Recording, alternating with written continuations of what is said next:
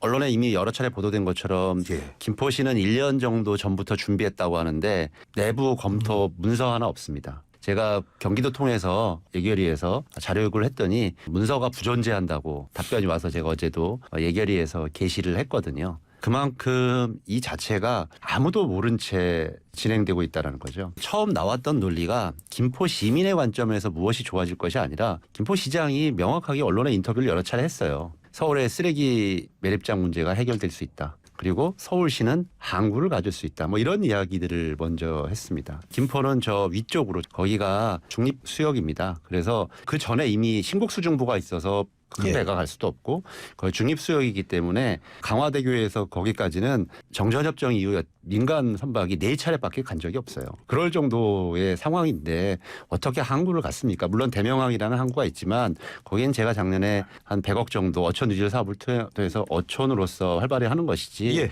무슨 큰 바다를 갔거나 할 수 있는 여건은 아니거든요. 그런데 전혀 엉뚱한 얘기를 한 거죠. 김포 시민들이 원하는 거는 지금 출퇴근 시간이 굉장히 힘들기 때문에 교통을 해결해 달라고 한 거고 그거의 핵심은 서울 지하철 5호선 등 여러 상황들인데 예. 그 문제는 김포시장이 서울시랑 합의해서 건폐장까지 받아왔지만 결국 인천시 같은 국민의힘 소속 단체하고 서로 노선 갈등 때문에 계속 지금 한 5개월 넘도록 표류하고 있거든요. 이것을 모면하기 위한 지금 이 사단을 일으키고 있는 겁니다. 또 국민의힘 쪽으로 보면 강서 재보궐선거 이후 굉장히 시야를 돌려야 되는 상황인 거죠. 결국 저는 놓치고 있는 것의 본질은 정확한 요구에 대한 처방이 중요한데 전혀 다른 처방을 하고 있다라는 겁니다. 그래서 빨리 저희들은 서울 지하철 5호선 노선 확정하고 예타 면제할 것 정부에서 확정해서 가져와라. 그럼 우리 민주당에서도 어제도 당론으로 채택하겠다고 했고 바로 내년부터 예산을 반영하겠다.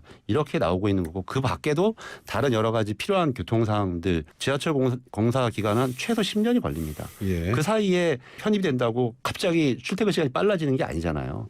그 사이에 필요한 것 사항들이 많거든요. 올림픽대로를 버스 전용 차선을 한다든지 예. 이런 걸 통해서 단기간에 중기간에 장기간에 교통 편의를 개선할 수 있는 것부터가 더 중요한 문제라고 생각합니다. 저는 저희 집안이 그 동네에서 수백 년을 살아왔습니다. 편입의 역사가 저희 집안의 역사와도 같아요. 저희 부모님 세대에서는 36년생이신데 김포군 양서면에서 태어나셨고 저희 형님들도 다 그랬다가 63년도에 편입되는 겁니다. 저는 집안을 한 번도 변한 적이 없습니다. 저희 집안의 역사가 그 지금 말씀하신 역사입니다. 그러나 행안부 장관이 확인한 바가 있습니다. 94년 이후로 서울 수도를 팽창하지 않는 게 역대 정부의 정책 기조였습니다. 그걸 바꾸기 위한 어떠한 용역이라든지 논의가 국가적으로 있었나요? 저는 지금의 논의 자체가 김포의 교통을 개선해달라고 하는 요구가 왜 서울에 확대하는 문제로 가는 건지 전혀 다른 얘기를 하고 있습니다.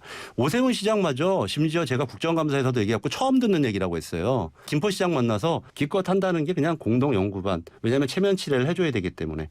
그리고 아시는 것처럼 지금 유정복 인천시장 얘기했죠. 방금 전에는 대통령 비서실장을 지낸 임태희 경기교육감이 뭐라고 했냐면 행정구역 개편은 고민해 볼 수 있다. 그러나 지금 이 김포의 문제는 이런 식으로 진행돼서는 안 된다고. 그렇게 많은 장관과 비서실장을 한 경륜이 있는 분마저 그래요.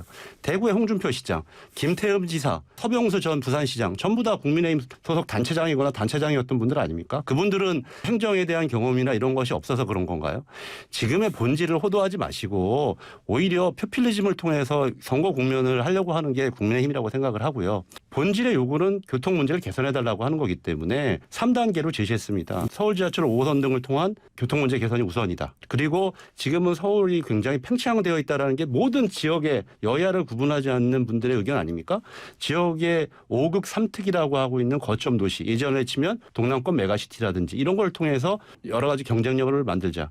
그리고 서울도 글로벌화할 수 있는 문제들에 대해서 논의하고 충분히 논의하겠다.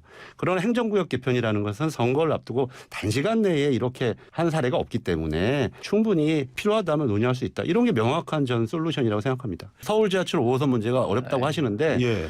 서울과 인천이 어려운데 제가 누누이 얘기한 게 그러면은 국토부에서 권한이 있으니까 원희룡 지사가 결정해서 용역해서 해라 이러는 겁니다. 근데 원희룡 지사가 누구 눈치 모르냐. 또 유정국 시장 눈치 보고 또 이렇게 눈치를 보면서 이게 시간이 오래된 거거든요. 권한은 있으면 권한대로 행사하면 될 문제인데 전혀 다른 처방을 내리고 있다라는 그렇게 말씀을 드립니다.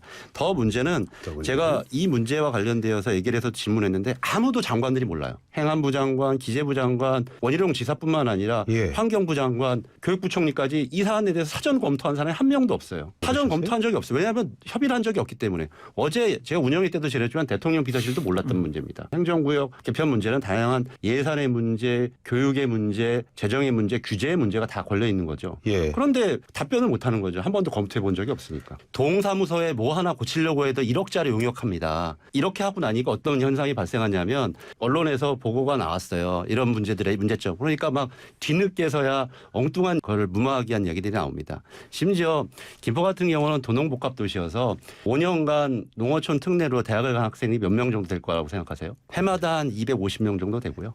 5년간 한 700, 800명 정도 됩니다. 그 숫자 상당한 숫자입니다. 지금 전체 학생 수가 줄고 있는 걸 생각하면 그것도 서울의 주요 대학을 가는 그러니까 이런 부분에 대한 논의나 검토들도 없었고 시가에서 구로 가면 예산이 수천억 원이 줍니다. 그건 아무도 부인 못하죠. 뭐 행안부 장관도 다 인정한 분이.